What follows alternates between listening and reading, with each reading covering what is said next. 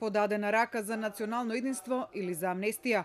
Примерот Зоран Заев од собраниска говорница денеска побара мнозинството и опозицијата да си подадат рака и да си простат за настаните од 27 април. Ајде, десната страна овде во парламентот, колеги, да подадеме рака на левата страна.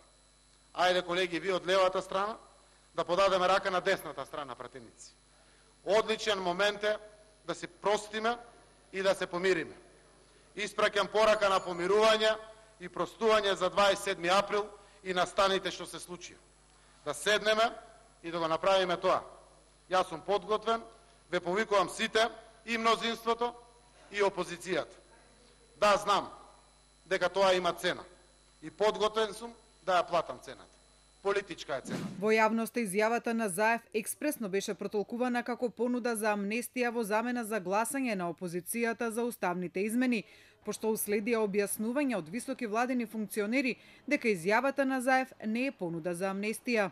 Дека нема амнестија беше став кој во изминатиот период постојано беше повторуван од владини представници и највисоките функционери на СДСМ, вклучително и од самиот премиер, без при тоа да се споменува национално помирување или подавање на рака. Пред само 4 дена во интервју за Frankfurter Allgemeine Zeitung, Заев за тоа дека многу поранешни владени политичари се обвинети за корупција или стравуваат дека ќе бидат обвинети, се надеваат дека ќе ја избегнат одговорноста преку амнестија или на друг начин, вели дека тоа нема да се случи. Секако дека не, доколку има амнестија од политички причини, тоа веројатно би го протуркало договорот со Грција и промената на името во собранието со гласовите на амнестираните, но со тоа ќе се уништи миднината во ЕУ и НАТО, затоа што еден од критериумите за влез во овие организации е функционалното владење на правото.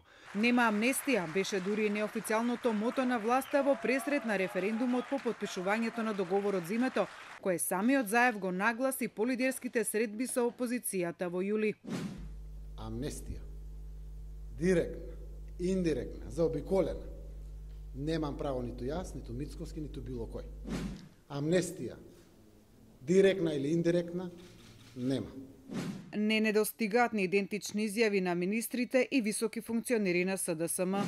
Нема да им дозволиме на оние кои што имаат една единствена цел, пак да седнат на маса за да не уценуваат со амнестија, нив нема да им дозволиме да ја уценуваат Македонија. Никој не треба да се надева и да очекува амнестија.